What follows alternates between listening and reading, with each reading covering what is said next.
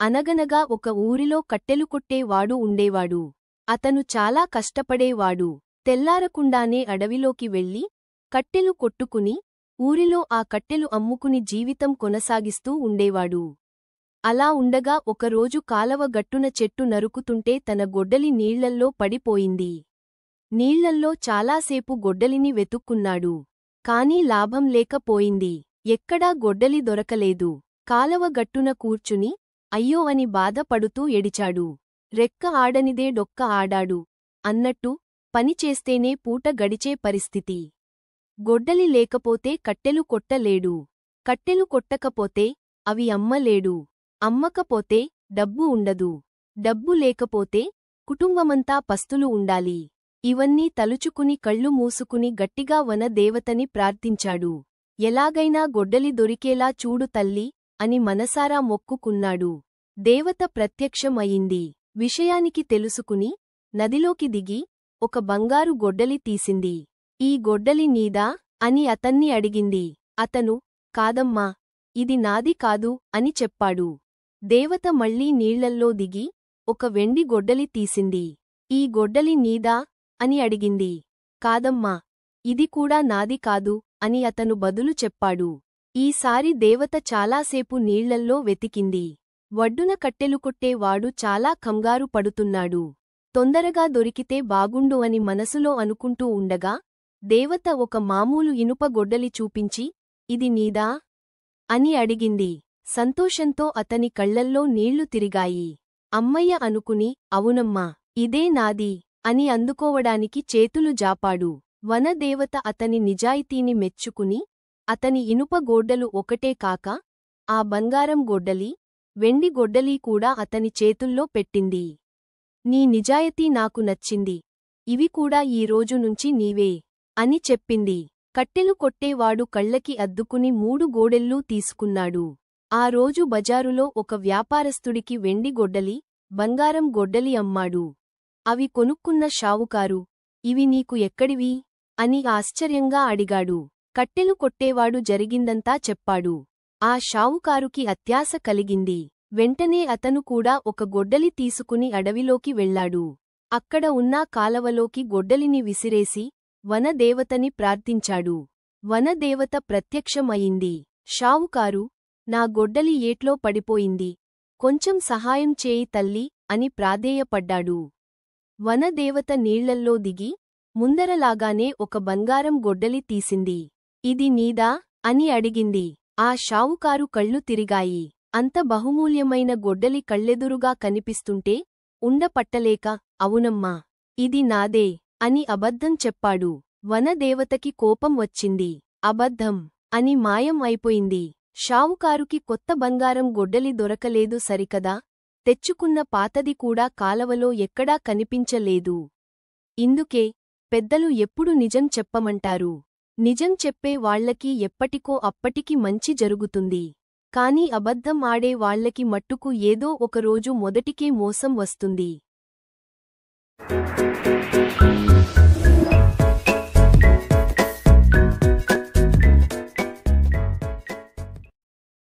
ఒక ప్రశాంతమైన గ్రామంలో మీను, టీను అనే 2 పిల్లులు బజారుకు సమీపంలోని చిన్న గుడిసెలో ఆనందంగా జీవించేవి.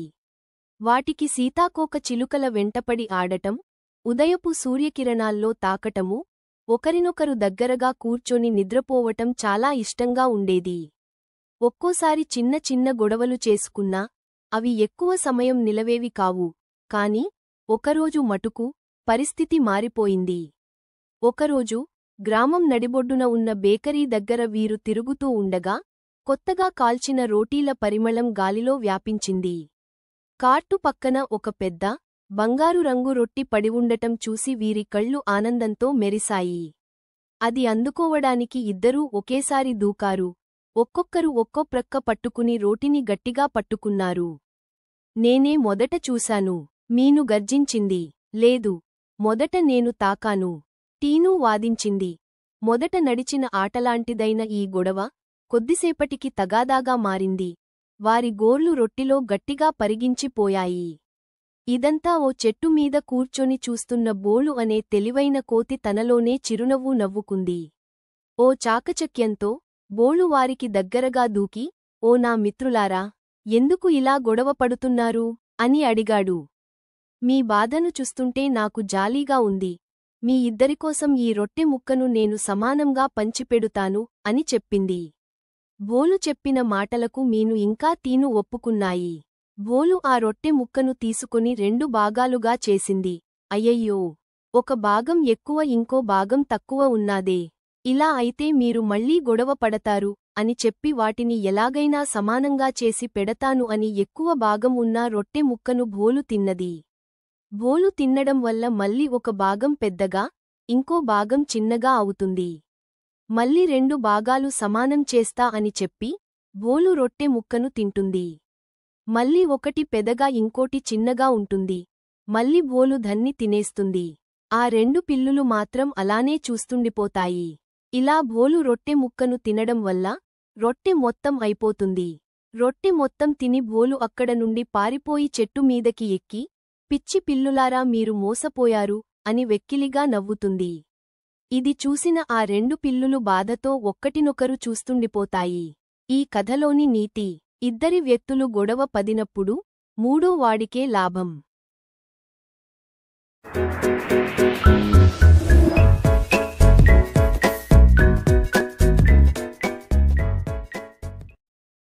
సూర్యుడు తేలికగా ఉదయిస్తూ పల్లె చుట్టూ బంగారు వెలుగులను విస్తరిస్తున్నాడు. 7 ఏళ్ల బాలుడు భరత్ బావి దగ్గరి నుండి నీటి కుండ వహించేందుకు ప్రయత్నిస్తుంటాడు. అతని చేతులు కంపించిపోతూ నీరు నేలపై చిందర వందరగా పొర్లిపోతుంది. భరత్ కళ్లలో నీళ్లు తిరుగుతుండగానే 5 ఏళ్ల పెద్దవాడైన పవన్ అతని వైపుకు పరుగెత్తుకుంటూ వస్తాడు. చిరునవ్వుతో అతను ఆ గిన్నెను సులభంగా పైకెత్తుతాడు. ఆ రోజు నుండి పవన్, భరత్ విడదీయరాని స్నేహితులుగా మారారు. వారు పచ్చని పొలాల్లో పరుగెడుతూ ఆనందంగా నవ్వుతారు. గాలి వారి వెంట పరుగు తీస్తూ వారి త్రోవను ముద్దాడుతుంది. వారు మామిడి చెట్లెక్కి రసమైన పండ్లు కోయడం ఆనందంగా చేస్తారు. బనియన్ చెట్టు నీడలో కూర్చొని వాటిని పంచుకుంటారు. వచ్చేసింది. గ్రామం మినుగురు దీపాలతో ప్రకాశిస్తోంది. భరత్ చిన్న తీపితో స్పార్క్లర్ చేతపట్టి మినుగురుమంటను చూసి కొంచెం భయపడతాడు. ఒక తుఫాను రాత్రి భరత్ తన కుటుంబం కోసం పశువులను ఇంటికి తీసుకురావాలని బయలుదేరతాడు. కాని అతను మార్గం తప్పి గాలి వర్షంలో తడుస్తూ ఒంటరిగా వణుకుతూ ఒక చెట్టు కింద తలదాచుకుంటాడు. భరత్ కనిపించకపోవడంతో పవన్ తుఫానులోకి పరుగెత్తుతాడు. అతను భరత్ పేరును గట్టిగా పిలుస్తూ గాలి వేగాన్ని అధిగమించడానికి ప్రయత్నిస్తాడు. అతను భరత్ను కనుగొంటాడు. అతను భయంతో వణుకుతూ ఉన్నాడు. పవన్ తన దుప్పటిని భరత్ చుట్టూ చుట్టి, నేను ఎప్పుడూ నిన్ను వెతికి నీకు అండగా ఉంటాను అని చెబుతాడు. ఏళ్లు గడుస్తాయి. జీవితం వారిని వేరు చేస్తుంది. భరత్ చదువు కోసం నగరానికి వెళతాడు. పవన్ మాత్రం తన పల్లెటూరిలోనే ఉంటూ తన తోటను చూసుకుంటాడు. ఏడాదుల తర్వాత భరత్ తిరిగి తన గ్రామానికి వస్తాడు. గ్రామం మారలేదు, కాని అతని హృదయం వేగంగా కొట్టుకుంటోంది. అతను తన పాత ప్రదేశానికి పరుగెత్తుకుంటూ వెళతాడు. పవన్ ఇంకా అక్కడే ఉన్నాడా అని తెలుసుకోవాలనే ఆతృతలో. అతను బనియన్ చెట్టు దగ్గర చేరుకుంటాడు. అక్కడ ఆ సంవత్సరం క్రితం అతన్ని వీడినట్టు పవన్ నిశ్శబ్దంగా నిలబడి ఉన్నాడు. గ్రామం వార్షిక గాలిపటాల పండుగకు సిద్ధమవుతోంది. ఆకాశంలో రంగురంగుల గాలిపటాలు అలవోకగా ఎగురుతున్నాయి.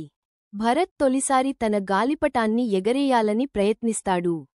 ఏళ్లుగా భరత్ నగరానికి వెళ్ళిపోతాడు. పవన్ తన వ్యవసాయ భూమిని చూసుకుంటూ గ్రామంలోనే ఉంటాడు. వారు మధ్య మధ్యలో లేఖలు రాసుకుంటూ ఉంటారు. కానీ దూరం వారిని వేరుచేస్తోంది. గ్రామం మారలేదు. కానీ భరత్ లేనప్పుడు పవన్ చాలా ఒంటరిగా ఫీలవుతున్నాడు. అతను మామిడి తోటలోకి వెళ్ళి వారి చిన్నతనపు ఆటలని గుర్తు చేసుకుంటాడు. ఒకరోజు పవన్ వార్త వింటాడు. భరత్ తిరిగి వస్తున్నాడు.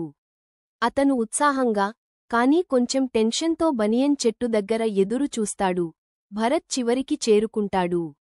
అతను పవన్ ముందు నిలబడతాడు. కళ్లలో అనేక భావాలు తళుక్కుమంటాయి.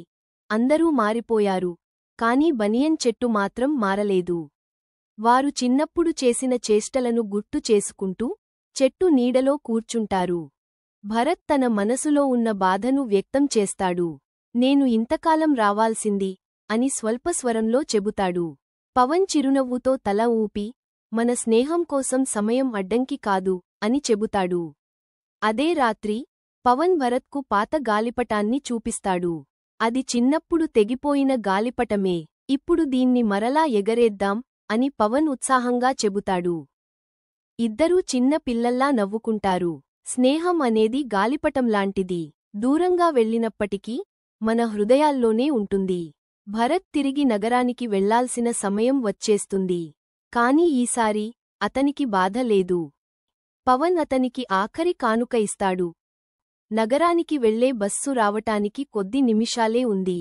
భరత్, పవన్ చివరిసారిగా హత్తుకుని వీడ్కోలు చెబుతారు. బస్సు కదులుతుంది. భరత్ వెనక్కి తిరిగి చూస్తాడు. పవన్ ఇంకా బనియన్ చెట్టు దగ్గరే నిలబడి ఉన్నాడు. భరత్ కూడా నవ్వుతూ చూస్తుంటాడు. చిన్నతనం మళ్లీ నెమరువేసినట్టు అనిపిస్తుంది.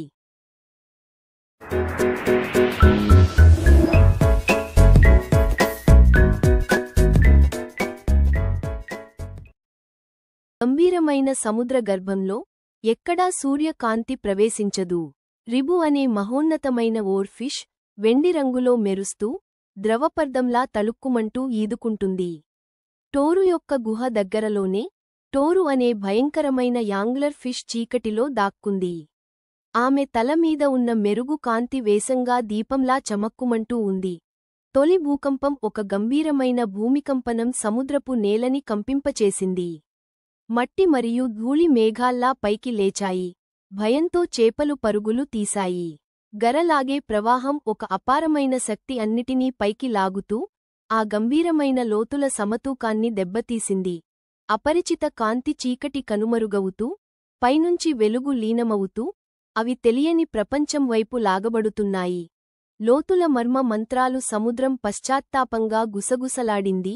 నీటి ప్రవాహాలతో సంకేతాలు ప్రయాణించాయి. మానవుల ఆశ్చర్యం కోస్తా వద్ద పర్యాటకులు మరియు మత్స్యకారులు ఆ మహత్తర జీవిని చూసి ఆశ్చర్యానికి గురయ్యారు. భయం వ్యాపిస్తుంది. పురాతన మూఢనమ్మకాల చప్పుడు వేగంగా వ్యాపించింది. శాస్త్రవేత్తల పరిశీలన మారైన్ బయోలాజిస్టులు ఈ అసాధారణ ఘట్టాన్ని విశ్లేషిస్తూ సమాధానం కోసం వెతుకుతున్నారు. భూకంప ప్రభావం సముద్రం మరోసారి కంపించింది. భయంతో చేపల గుంపులు తప్పించుకునేందుకు పరుగులు తీశాయి. రిబు టోరును దగ్గరగా ఉంచుకున్నాడు. శాస్త్రవేత్తల ఆవిష్కరణ పైభాగంలో సముద్ర పరిశోధనా కేంద్రం లోతైన పరిణామాలను గమనిస్తోంది. డాక్టర్ ఎలేనా వాస్కేజ్ స్క్రీన్పై మౌనంగా చూస్తూ గుండె దడమని కొట్టుకుంటుంది. సముద్ర గుసగుసలు రిబు నీటి ప్రవాహాల గుసగుసలను విన్నాడు. అవి భయంతో నిండిన సంకేతాల్ని తీసుకొచ్చాయి. మళ్లీ ఉపరితలంలో రిబు కాంతిలో మెరుస్తూ పైకి లేచాడు. తీరంలో ఉన్న ప్రజలు నిశ్శబ్దంగా చూస్తూ ఆశ్చర్యపోయారు. అపాయపు చేప యొక్క పురాణం. ఒక మత్స్యకారుడు పిల్లలకు పురాతన కథ చెబుతున్నాడు. అపాయపు చేప పైకి వచ్చినప్పుడు సముద్రం యుద్ధానికి సిద్ధమవుతుంది. చీకటిలో ఏదో భారీదనం కదులుతోంది. బయోలూమినెస్ మార్గదర్శకుడు టోరు యొక్క మెరుగు కాంతి గుండె చప్పుడులా తలుక్కుమంది. ఏదో ఉంది అక్కడ అని ఆమె భయంగా అన్నారు. రాక్షసుడి మేల్కొలుపు గంభీరమైన గర్జన ఒకటి వినిపించింది. చీకటి గర్భంలో రెండు మెరుస్తున్న కళ్ళు తెరుచుకున్నాయి. భయంకరమైన హెచ్చరికలు భూమిపై భూకంప అలారాలు మోగాయి. సముద్రం ఉప్పొంగుతోంది. పారిపోవాలని చేసిన ప్రయత్నం. రిబు టోరు భయంతో తడుముకుంటూ పరుగులు తీశారు. కాని వాటి వెనుక చీకటి రాక్షసుని నీడ పెరుగుతోంది. ప్రవాహాలు కోపంతో తిప్పుకున్నాయి. లెవియథాన్ తన మహాశరీరాన్ని పొడిగించింది. శాస్త్రవేత్తలు రేడియోలలో అరుస్తూ తక్షణాన్ని ఖాళీ చేయాలని కోరుకున్నారు. మానవజాతి వినాశన అంచున నిలిచింది. మర్చిపోయిన నిజం. నారణ టోరు యొక్క చిన్న వెలుగు మెరుస్తూ ఆమె మృదువుగా అనుకుంది. ఇది రాక్షసం కాదు. ఇది ఇంకేదో. ఇది సహాయం కోరుతోంది. నేను వినాశనం కాదు. నేను హెచ్చరిక. సమతుల్యత విచ్ఛిన్నమవుతోంది. మానవులు వినడం ప్రారంభించారు. నారణ డాక్టర్ ఎలీనా పరిశోధనా కేంద్రం విండో ద్వారా సముద్రాన్ని చూడగా అర్థమైంది. ఇది మనపై దాడి చేయడం లేదు. ఇది మాతో మాట్లాడాలని ప్రయత్నిస్తోంది. మహామార్పు నారణ పాతాళపు లోయ విస్తరించింది. కాని ఈసారి నీరు ప్రశాంతంగా మారింది. లెవియథాన్ నిశ్వాసం విడిచింది. సముద్రపు అలలు తగ్గిపోయాయి. మరచిపోయిన గతం నారణ, భూమి ఒకప్పుడు సముద్రం, సముద్రం ఒకప్పుడు భూమి అని లెవియథాన్ గంభీరంగా అన్నది. సమతుల్యత ఉండకపోతే రెండూ నాశనమవుతాయి. రిబు యొక్క నిర్ణయం నారణ రిబు తన వెండి శిరస్సును వంగించాడు. అయితే నేను సందేశాన్ని మోసేవాడను. డాక్టర్ ఎలీనా ఆ సందేశాన్ని ప్రసారం చేసింది. సముద్రం మనకు వినాశనం గురించి హెచ్చరించటం కాదు, సమతుల్యత కోరుతోంది. మనం వినగలిగితే మనల్ని మనం రక్షించగలం.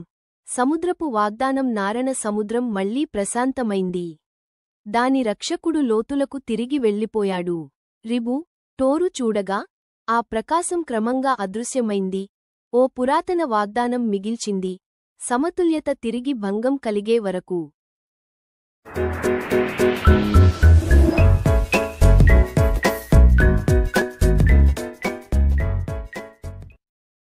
గ్రామంలో పుల్లయ్య అనే పిసినారి ఉండేవాడు. అతను తాతల కాలంనాటి పాతగుడిసెలో నివాసం ఉండేవాడు. అది ఎండకు ఏండి, వానకు తడిసి పూర్తిగా పాడైపోయినది. అయినా పుల్లయ్య ఆ గుడిసెను బాగుచేయించలేదు. ఎందుకంటే డబ్బు ఖర్చు అవుతుంది అని భయం.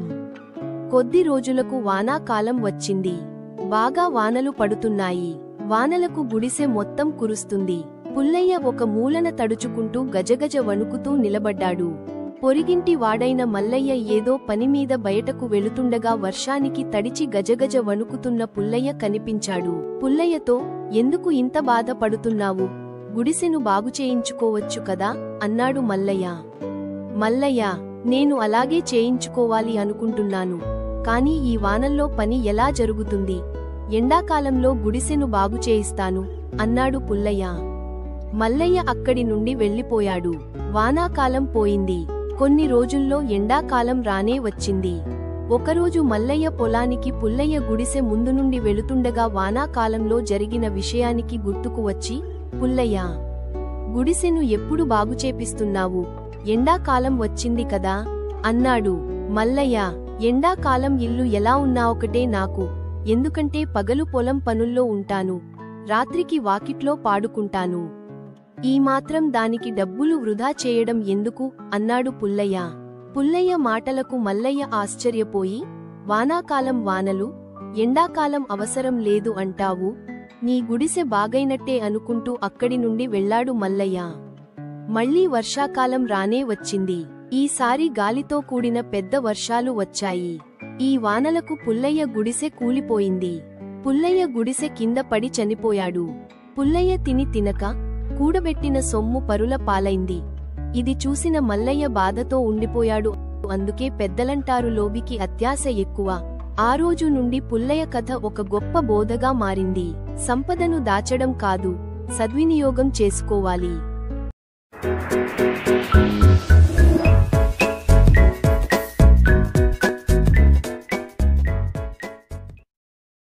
ఊరిలో భాస్కర శర్మ, కమలమ్మ అనే బ్రాహ్మణ దంపతులు ఉండేవారు. వారు దాన ధర్మాలు చేసేవారు. వారు ఎంతో దయగలవారు. వారికి కొంతకాలం వరకు పిల్లలు కలగలేదు. పిల్లల కొరకు ఎన్నో పూజలు, నోములు, వ్రతాలు చేసేవారు. వారి పూజలు ఫలించి పండంటి బిడ్డ జన్మించాడు. ఆ బిడ్డని ఎంతో ప్రేమగా, అల్లారుముద్దుగా చూసుకునేవారు. ఒకరోజు భాస్కర శర్మ పక్క ఊరికి వెళ్లి వస్తుండగా దారిలో ఒక ముంగిస కనిపించింది. దానిని చూసి అక్కడ నిలబడ్డాడు బ్రాహ్మణుడు. ముంగిస అతని దగ్గరకు వచ్చింది. ముంగీసను పట్టుకొని ఇంటికి వెళ్లి భార్యకు చూపిస్తూ, ఇది మన బిడ్డకు తోడుగా ఉంటుంది, దీనిని మనం పెంచుకుందాం అని చెప్పాడు. అవును, అవును, మన బిడ్డకు కాపలాగా కూడా ఉంటుంది అనుకున్నారు. ఆ రోజు నుండి బిడ్డతో పాటు ముంగీసను కూడా చాలా ప్రేమగా పెంచుకుంటున్నారు. ఒకరోజు భాస్కర శర్మ, పూజలు చేయడానికి బయటకి వెళ్తాను, బిడ్డ జాగ్రత్త అని చెప్పి వెళ్లాడు. కమలమ్మ కొంతసేపటి తర్వాత ఇంటి పని, వంట పని చేసింది. ముంగీసకు ఆహారం పెట్టింది. నీళ్లు తేవడానికి బావి వద్ద వెళ్తున్నాను, నేను వచ్చే వరకు బిడ్డని జాగ్రత్తగా చూసుకోమని ముంగిసతో చెప్పి బిందె పట్టుకొని బయలుదేరింది కమలమ్మ. సరే అన్నట్టు తల ఊపింది ముంగీస. కొద్దిసేపటి తర్వాత నల్లత్రాచు పాము ఊయలలో ఉన్న బిడ్డ వద్దకు రావడం గమనించి ఒక్కసారి ఎగిరి పాముని పట్టుకొని కొరికి చంపింది.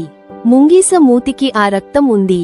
బిడ్డని కాపాడిన సంతోషంతో ఇంటికి ఎదురుగా కూర్చొని బిడ్డ తల్లిదండ్రులకు పాము నుండి బిడ్డను కాపాడిన విషయానికి చెప్పాలనే ఆనందంతో ఉంది. అప్పుడే వచ్చిన కమలమ్మ ముంగీస మూతికి, వంటిపైన ఉన్న రక్తం చూసి ఇంట్లో ఎవరు లేని సమయం చూసి నా బిడ్డని చంపేసింది అని బోరున విలపించింది. నమ్మినందుకు ఇంత పని చేసిందంటూ ఆవేశంలో నీటి బిందెను ముంగీసపై విసిరింది. ఆ దెబ్బకు ముంగీస విలవిలా కొట్టుకొని చనిపోయింది. ఏడ్చుకుంటూ లోపలికి వెళ్లేసరికి బిడ్డ ఊయలలో క్షేమంగా ఆడుకుంటూ కేరింతలు పెడుతున్నాడు. పక్కనే కింద పెద్ద నల్లత్రాచు పాము చచ్చిపడింది. అది గమనించిన ఆ దంపతులు మన బిడ్డ ప్రాణాలు కాపాడిన ముంగీసను మన చేతులతోనే చంపేశాము అనుకుంటూ బోరున విలపించారు.